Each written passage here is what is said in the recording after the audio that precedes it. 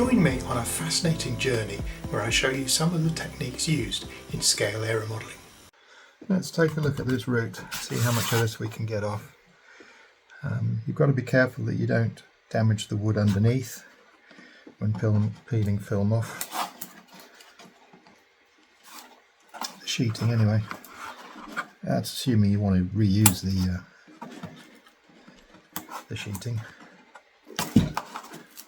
Just trying to get a feel for how they've done the root rib, and I can already see that the one on the outside is bigger than the one on the inside. So what they do is they build the model using the inner one and sheet right over it, and then they add the ply one to butt against the sheeting. It's a neat way of doing it, and means you can use thinner materials, which I know are cheaper and easier to handle. Now I know you can use heat to make the film easier to remove, but for the most part I'm not finding that it's necessary to use some heat to get it off. It's coming off fine, but this is proving to be very well stuck down.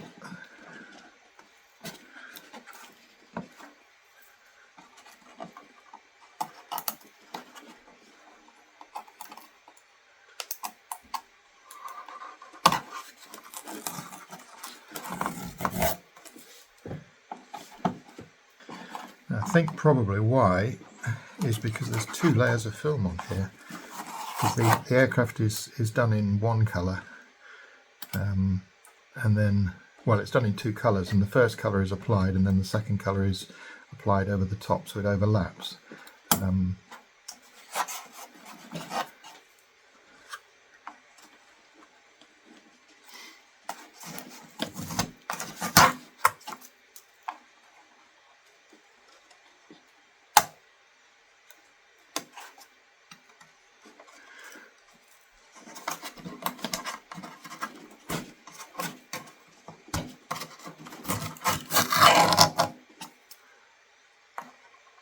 I think what we're seeing here is two layers of film, and that's why it's sticking so, it has stuck so well.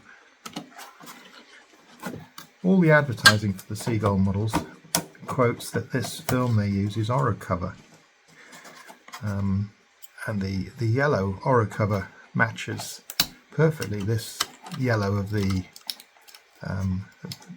Canadian version of this Seagull chipmunk, so they've certainly matched the colour well. If it is actually Oro cover, then terrific, and it does seem to shrink quite well. I'm just a little bit surprised that Seagull are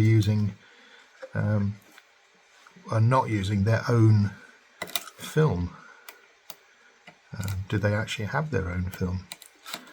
There are cheaper versions of covering film than Oro cover. It's quite an expensive one. So if Seagull are actually using Oro cover, then my hat's off to them, because they're using a good quality covering.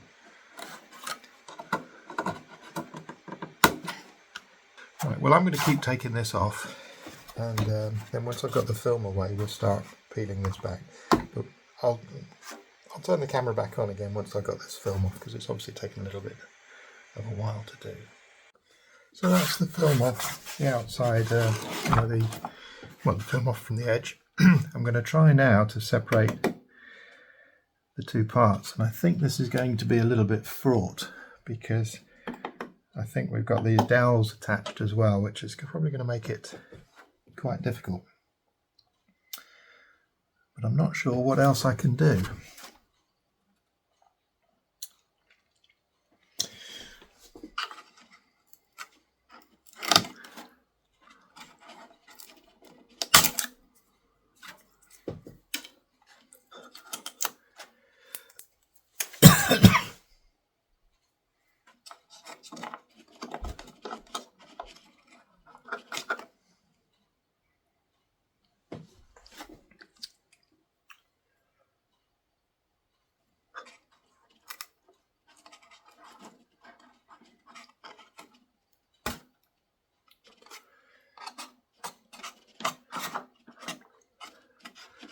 It's all really strong and well attached, apart from this area here where I think this wing tube has actually gone that way a bit.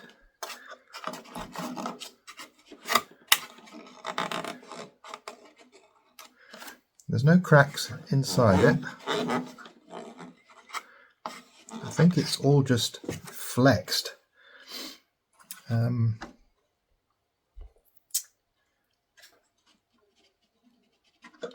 That's rigid as well. I'm wondering whether we can just cut, some of this away and patch that from behind and lay in another piece of ply over the top of this to get the thickness back.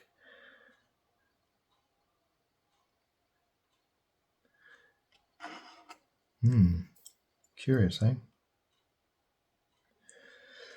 If it wasn't so solid everywhere else, that's good and solid as well. Well, it's solid-ish.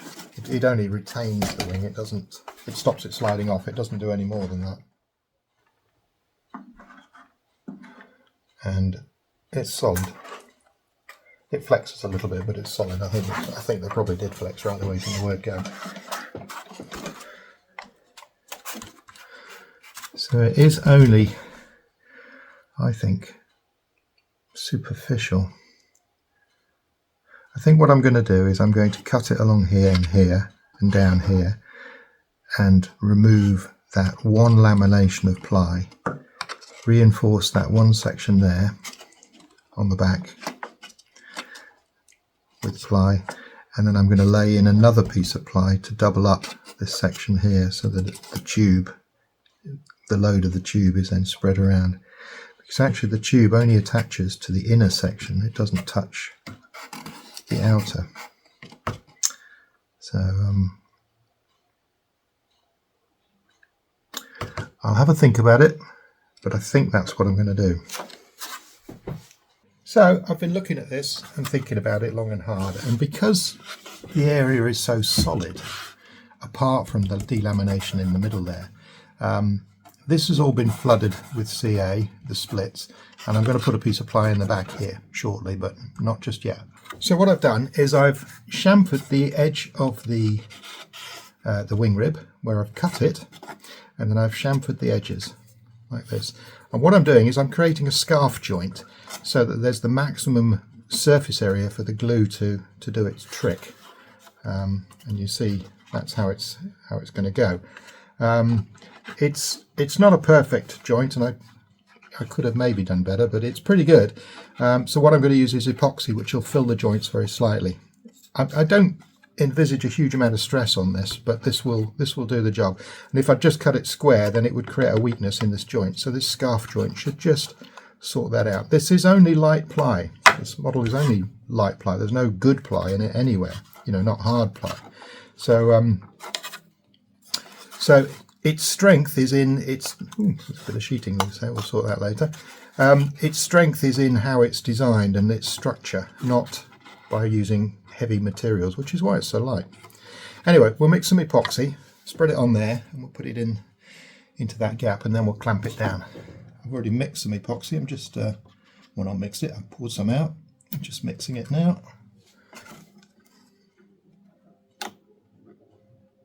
As I've said before, these are dental pads.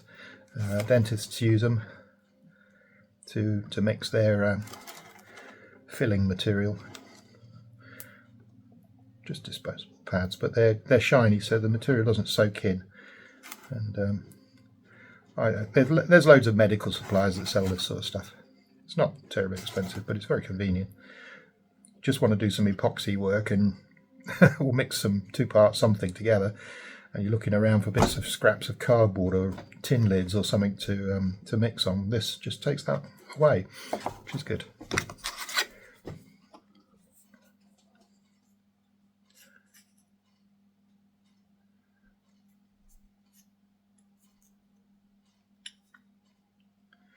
I'm relying on the gap filling property of this glue a little bit here, because one of the edges of the joint is really nice. The other edge is just a little bit gappy. I'm sure it'll be fine. I'm using that word again.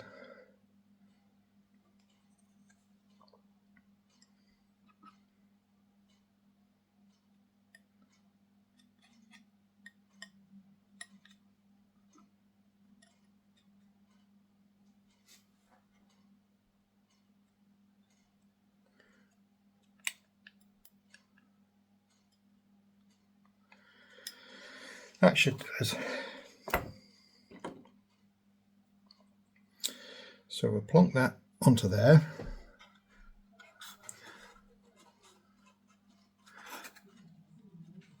Like that.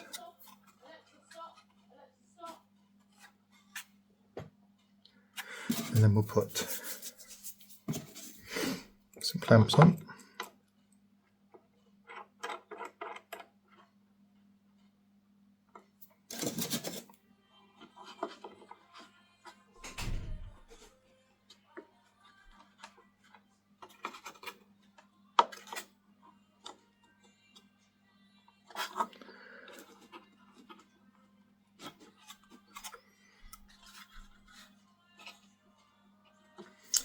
And I'm also going to put a clamp across the back here.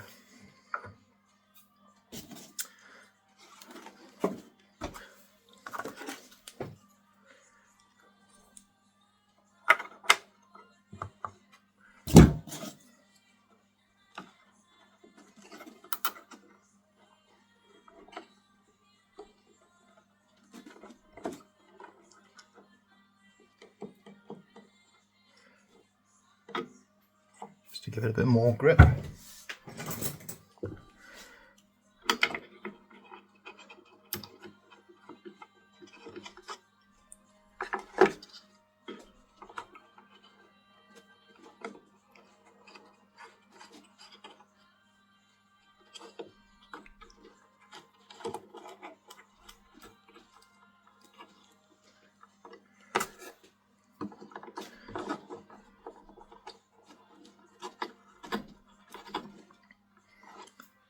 There we go. Oops, that's closed up nicely. Let's put that one back on again, because it is doing something. It's working. It's not happy at that angle. I really need another one on this side to pull it that way. Let's see what we can come up with. It is quite amazing what you can do with masking tape. This might be too much for it, but you never know. So go down as far as you can, get it well stuck to the item, and then stretch it and tape it down. If you're lucky, which we are there, that's pulled it nice and tight. Okay, so that's just clamping that plate, which is clamping that piece of wood there, which is good. I'm going to try and move that bracket, that clamp rather, see if I can go any closer to the edge.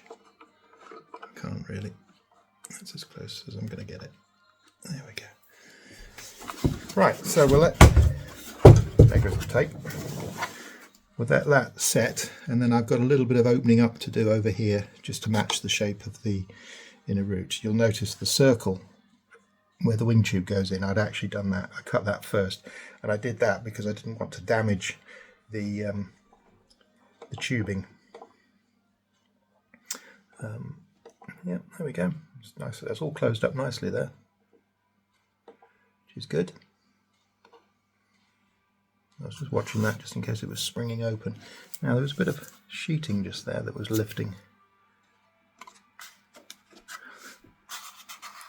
Of course I can't see it now. I think it was through there.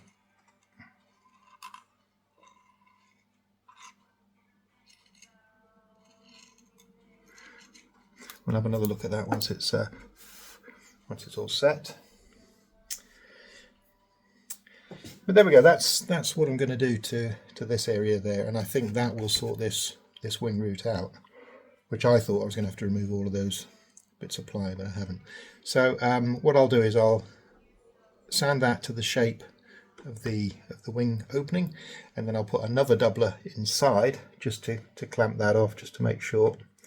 It does keep springing. I think that tape is slowly releasing from the wing. We'll let that dry, and then we'll see how we've got on.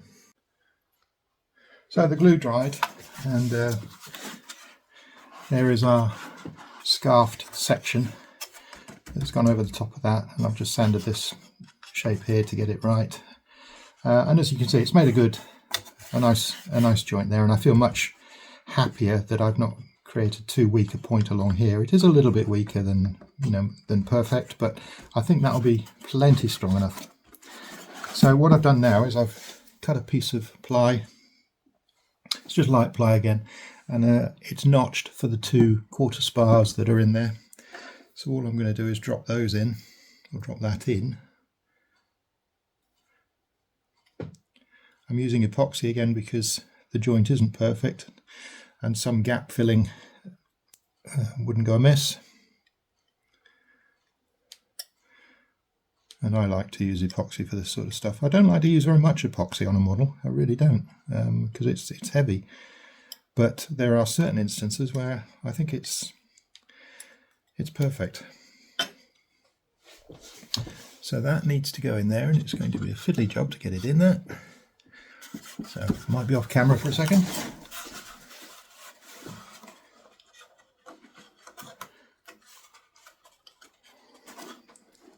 Get in there. Of course, it's covered in glue, so it's going to get all over you at some point. It's dropped in there. Hopefully it's dropped in the right place. Now I know it's a little bit oversized, but that should be fine. It's a 20mm epoxy that I'm using. Right, so let's sneak some clamps in there.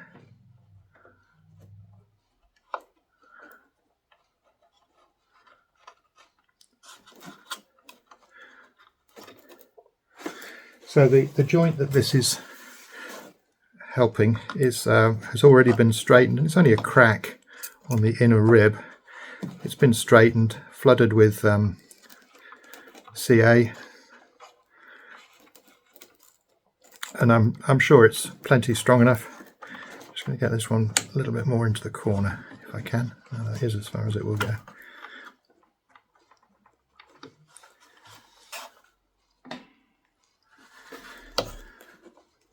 I think I might just be able to get one more clamp in there.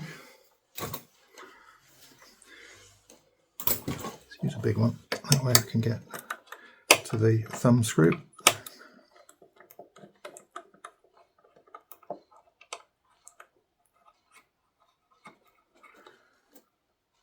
There we go.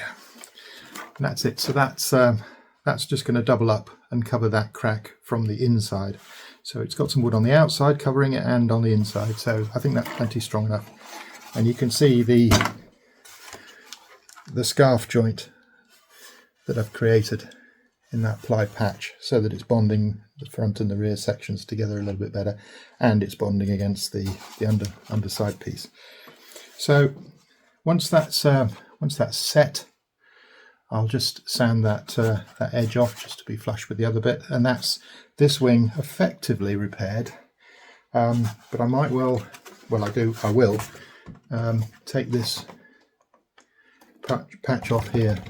This is where this block was all broken away when we had an accident with the model before. We ripped these blocks out, if you recall. There is a video. Look through the playlist on Spinach and Custard. I think it's called Repairing the Undercarriage. And we opened up this area and repaired all this, and it's been fine since. But I think this is a good opportunity to take the film off and resheet this area properly, better. And there we go. So not much more to do on the wings, if you say it quickly. But we are making pretty good progress. So I'm quite pleased with that. It's a lot more work than we thought, and but it'll be worth it. It's a lovely model. Alright then, if you've enjoyed the video, please click like and subscribe, and I'll see you on the next one.